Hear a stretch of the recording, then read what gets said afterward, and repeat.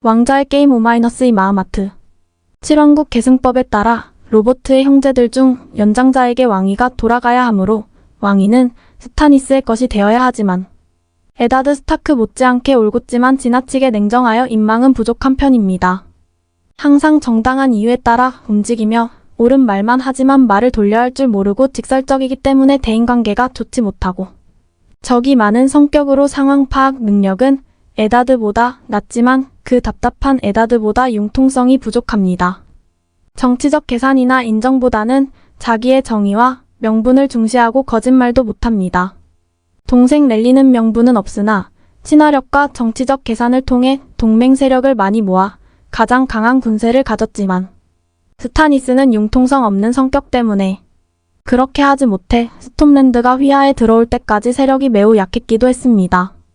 하지만 신분에 상관없이 인재를 알아보는 재능이 있는데 스타니스의 오른팔 다보스 시워스의 경우 스타니스는 천한 밀수꾼에 불과했던 다보스의 왼손에서 4개의 손가락 끝마디를 잘라 일단 밀수에 대한 벌을 준 다음 기사 자기를 내려 측근으로 등용했는데 다보스뿐만 아니라 지휘관들을 보면 서자나 평민 출신의 떠돌이 기사 등 출신이 다양하게 분포되어 있다는 것을 알 수 있습니다.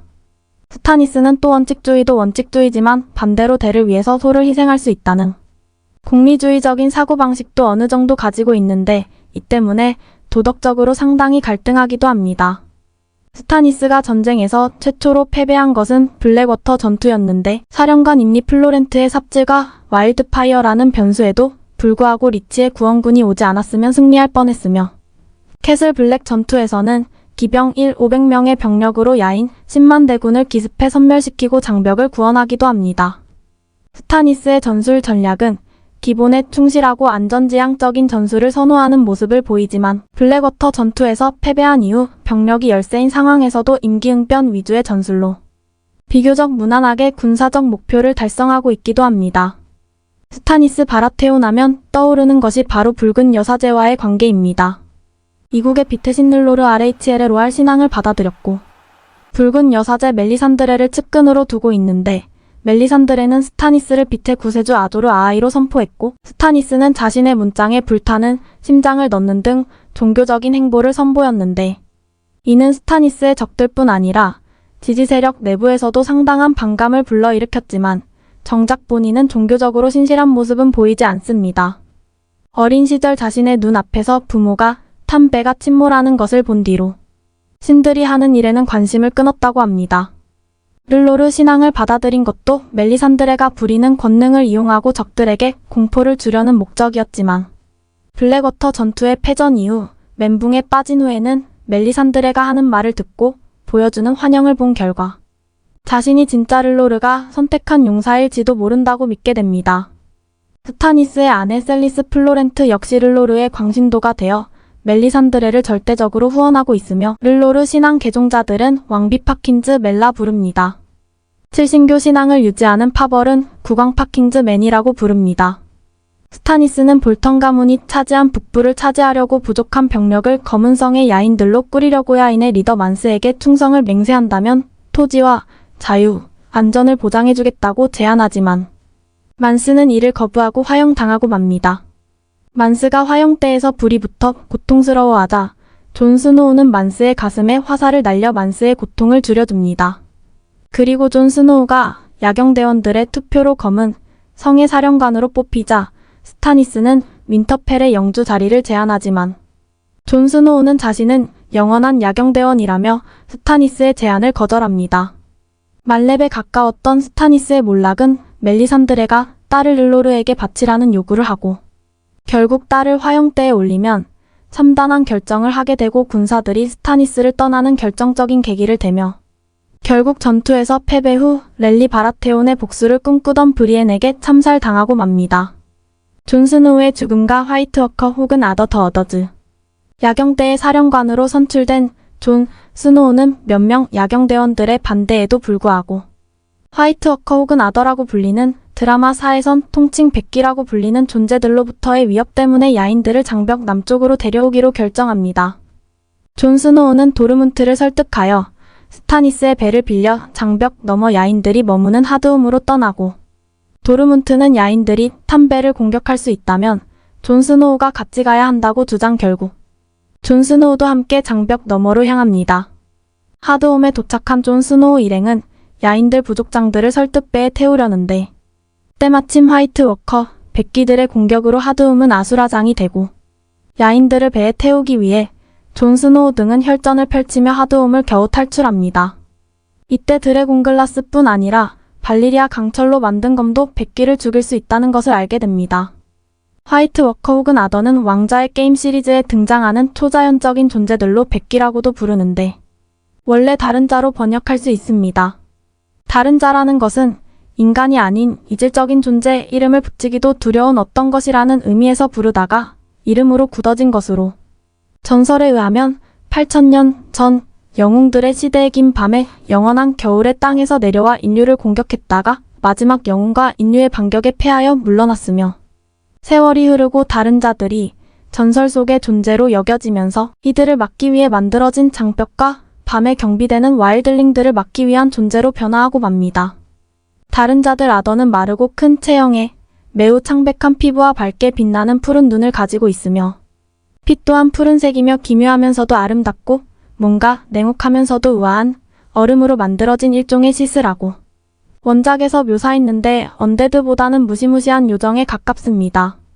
아더는 모든 생물의 적으로 따뜻한 피가 흐르는 생물들을 증오하고 죽은 자를 조종해서 부하로 쓰는데 아더에게 죽거나 손에 닿은 사체들은 화이트로 부활의 부하가 되어 다른 자들의 명령에 따라 움직이게 됩니다.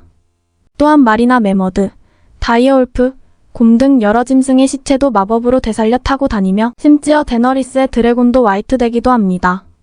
얼음 마법을 사용해 얼음으로 상상도 못할 것들을 만들어낼 수도 있는데 기묘한 색으로 빛나는 얼음 갑옷과 세상 어떤 칼보다도 날카로워 보이는 투명한 얼음 검으로 무장했는데 일반 철검으로는 싸우면 단순히 철이 깨지는 게 문제가 아니라 수류탄 마냥 파편화되면서 철검을 들고 있던 검사가 피해를 입기 때문에 사실상 자살행위나 다름없습니다. 아더들이나 화이트가 활동할 때는 숨쉬기 힘들 정도로 춥다고 묘사되는데 드라마에서는 아예 접근하면 불이 꺼지는 냉기 묘사를 보여줬습니다. 그리고 햇빛을 싫어하는지 밤에 주로 활동하는데 낮에 활동할 때는 대신 눈보라나 하얀 안개가 주변을 뿌옇게 뒤덮는 모습을 보여주며 눈 위를 걸어다녀도 발자국이 남지 않기도 합니다. 야경대의 전설적인 인물인 밤의 왕 나이츠 킹이 제물을 바쳤다는 전설이 있으며 크레스터는 자신의 아들을 희생물로 바쳤다고 합니다. 희생물을 요구하는 이유나 희생물이 어떻게 되는지는 확실치 않으나 크레스터의 부인들이 샘에게 길리의 아들의 형들이 아이 냄새를 맡고 오고 있다고 경고한 것으로 보아 희생물을 재료로 써서 새 다른 자를 만든다는 추측이 있습니다. 아더와 화이트의 약점은 드래곤 글라스와 발리리아 강철단도인데 아더들은 이 검이나 단도에 찔리자마자 파편화되어 사라져버립니다. 샘과 존 스노우의 대화에서 아더들의 갑옷은 보통의 검으로는 뚫을 수 없어. 그의 이야기들이 사실이라면 말이야. 그리고 그들의 검은 너무 차가워 강철도 산산이 부숴버린다는 거야. 하지만 그들은 불을 싫어하고 흑요석에도 약해. 그리고 기나긴 밤 이야기에서 이런 대목도 발견했어. 마지막 영웅이 드래곤 스틸로 된 검을 휘둘러 다른 자들을 베어 죽였다는 거야. 아마 다른 자들은 그것에도 약한 것 같아. 라는 대목이 나오는데 위에서 언급된 흑요석은 드래곤 글라스를 뜻하며 이후 대화에서 샘과 존은 말한 드래곤 스틸은 발리라아산 강철을 의미합니다. 아더들은 긴 밤 이후 스타크 가문의 시조 건축왕 브랜든 브랜더 빌더의 이들을 막기 위해 장벽을 세웠는데 장벽에는 고대의 마법이 걸려 있어 아더들은 그곳을 넘을 수 없다고 합니다. 야경대도 장벽도 모두 아더들의 침입을 위해 만든 것이지만 오랜 세월 동안 변질되면서 야인들을 막는 게 주 목적이 돼버렸습니다. 나이트워치의 존 스노우. 존 스노우는 나이트워치 사령관으로 임명된 후 자신을 윈터펠의 후계자로 내세우려던 스타니스의 제안을 거절한 이후 스타니스와 충돌하게 됩니다. 하지만 이런 사소한 충돌에도 불구하고 스타니스는 존을 존중했고 존도 라니스터 마이너스 볼턴과 맞서 싸우는 스타니스에게 심정적으로 동조하는 경향도 있었습니다. 이후 나이트워치는 독립성을 조금씩 잃어가며 정치적인 행보를 걷기 시작하는데 야인들을 선봉대로 세워 카울드로 남진하려는 스타니스에게 고산 부족을 규합할 방법을 가르쳐주고 대신 원래 계획에 활용됐을 야인들은 자신의 휘하로 받습니다. 결과적으로 스타니스는 수천의 군세를 규합하며 재기하게 되고 존도 장벽을 관리할 인력을 얻었으니 여기까지는 나이트워치의 이익을 위해 거래했다는 핑계가 되지만 이후 카울드에서 도망쳐온 알리스 카스타크를 보호하고 그녀를 추격해온 크레간 카스타크를 체포했으며 알리스가 알려준 카스타크의 배신 계획을 스타니스에게 경고하는 부분에선 나이트워치의 정치 중립 의무를 위반합니다. 경비대 내에서의 인선으로도 여러 문제를 겪는데 중요한 책사들을 멀리 떼어놓는 바람에 자신의 입지를 스스로 줄여버렸고 캐슬 블랙의 훈련 교관 자리에는 항복한 야인을 자신의 개인 집사로는 남창 출신인 사틴을 임명했다가 큰 반발을 삽니다. 그나마 야인은 능력이 확실해서 어쩔 수 없이 다들 넘어간 듯 하지만 집사 사틴에 관해선 총사령관과 부정한 관계를 맺고 있다는 소문이 돌고 있었기 때문입니다. 야인들을 받아들여 통제하려는 시도는 절반의 성공만 거두는데 본래 친분이 있었던 도르문트와 그를 따르는 무리는 일단 받아들이는데 성공했으나 장벽 밖에서 떠돌며 접선 시도에 사절을 살해하는 것으로 응답하는 위퍼 같은 사례도 있었으며 이미 받은 야인들을 겨울 동안 먹여 살릴 길이 막막하고 가진 자금은 다 떨어져 브라보스의 강철은행에서 대출을 받기도 합니다. 설상가상 존 스노우는 하드홈의 대규모 야인 집단을 이스트워치의 함대를 파견하여 데려오기까지 합니다. 이렇게 정치적 개인 문제, 내부 통솔 문제, 하드홈 원정 문제 등이 겹겹이 쌓여가며 사령관 존 스노우에 대한 불만이 드디어 표출되기에 이릅니다. 왕좌의 게임 시즌5에서 가장 충격적인 죽음은 바로 나이트 워치 동료들에게 배신당해 단검에 여러 번 찔려 죽는 존 스노우의 죽음이지만 존 스노우가 왕좌의 게임에서 차지하는 비중을 생각하면 어떠한 방법으로든 살아 돌아오리라 믿어 의심치 않았습니다. 존 스노우는 올리가 벤젠의 행방에 대해 알고 있다면서 존을 밖으로 유인한 뒤 알리서 송경을 필두로 한 동료들에게 살해당합니다. 드라마 왕좌의 게임 시즌5에서 존 스노우는 나이트워치 동료들에게 난도질을 당하고 눈 위에 쓰러져 비참한 죽음을 맞습니다. 아리아 스타크의 암살 수업 브라보스 흑백의 집 얼굴 없는 자들. 아리아 스타크는 무사히 브라보스의 도착 자켄을 따라 다면신 매니 마이너스 페이스트 가드를 섬기는 흑백의 집에 들어가 아무도 아닌 자노 원가되는 암살자 트레이닝을 받게 됩니다. 아리아는 자켄이 시키는 대로 착실하게 수련을 하던 중 브라보스 강철은행에 방문한 티렐경과 메린 트란트는 아리아의 스승 시리오포레를 죽여 아리아의 살생부에 반드시 죽이고 싶은 인물 중 한 명임을 보게 됩니다. 결국 아리아 스타크는 수련 대신 얼굴 가면으로 변장 후 메린 트란트를 살해하기에 이릅니다. 자켄은 그런 아리아를 용서하지 않고 아리아의 눈을 멀게 하는 벌을 내립니다. 브라보스의 암살자 집단 얼굴 없는 자들. 원작 얼음과 불의 노래 및 미드 왕좌의 게임 시리즈 속 유명한 암살자 집단으로 브라보스의 흑백의 집을 거점을 두고 있으며 발라 모르글리스가 모토입니다. 의뢰비는 의뢰인의 거의 모든 것을 요구하는 수준으로 이는 반드시 돈이나 재물 같은 것은 아니고 상징적인 부분도 있습니다. 대신 그만큼 의뢰받은 임무는 표적에 상관없이 거의 반드시 수행해내는 것으로 유명하며 암살 대상은 사고나 병사로 철저히 위장되어 남들은 알아채지 못합니다. 유래 자체는 유명 암살자 집단 어쌔신으로 추측되기도 합니다. 브라보스의 암살자 집단 얼굴 없는 자들의 역사는 발리리아의 14개의 화영, 금방의 금강에서 일하던 노예들의 기원을 두고 있습니다. 이 금강은 화라산 바로 옆에 광산이라 뜨겁고 심심하면 용암의 뜨거운 증기가 뿜어져 나와 노예들을 익히는 데다 불벌레가 수시로 나타나서 사람들을 잡아먹는 끔찍한 노동 환경이었는데 상황이 이러면 노예들이 폭동을 일으켜 들고 일어나는 게 보통이지만 발리리아가 워낙 강하고 무서워서 폭동은 꿈도 못 꾸던 노예들은 자신의 죽음으로써 이 고통에서 벗어나기만을 원하게 됩니다. 수많은 다른 문화권에서 온 노예들이 수많은 언어로 하나의 소원을 기도하는 것을 듣던 누군가가 죽음은 고통의 끝이며 축복이라는 것을 느끼고 가장 비참한 노예의 삶을 끝내줍니다. 첫 번째 얼굴 없는 사람은 비참한 노예들에게 계속 선물을 주다가 어느 노예가 유난히 악랄한 자신의 감독의 죽음을 기도하는 것을 들어 주고는 그 대가로 노예의 모든 것을 요구해서 두 번째 얼굴 없는 사람이 탄생하게 됩니다. 드라마 왕좌의 게임 속 자켄의 설명에 따르면 이후 선물을 계속 나눠주다가 결국 감독관들도 다 죽여버리고 잠적했는데 그곳이 브라보스의 사원이라고 합니다. 발리리아 자유국이 브라보스를 정복하지 못한 이유도 암살자 집단, 얼굴 없는 자들의 존재에 기인하지 않나 싶습니다.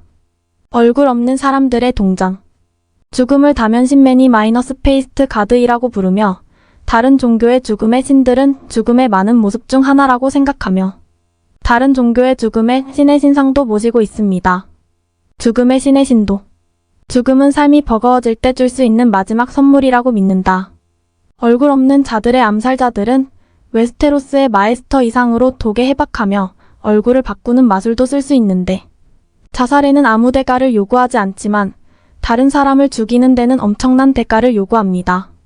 의뢰자의 거의 모든 것을 요구하며 두 번째 얼굴 없는 사람들의 탄생에서 볼 수 있듯이 의뢰자의 모든 것이라는 말은 단순히 돈이나 재물뿐 아니라 상징적이고 철학적인 부분도 있습니다.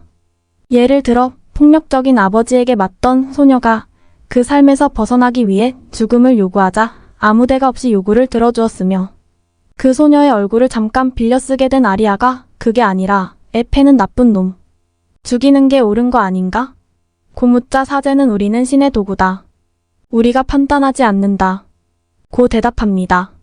아리아는 말은 안 하지만 이건 뭔가 아니라고 느끼는데 원래 붉은 신이 취할 목숨이 아니었던 것을 취하도록 하기 위해 그에 상응하는 대가를 필요로 하는 것으로 보입니다. 암살 수업을 받던 아리아는 어느 날 훌륭한 중년 여배우가 암살 대상이 되자 반문하는 아리아에게 값은 치러졌다. 섬기는 자는 질문하지 않는다.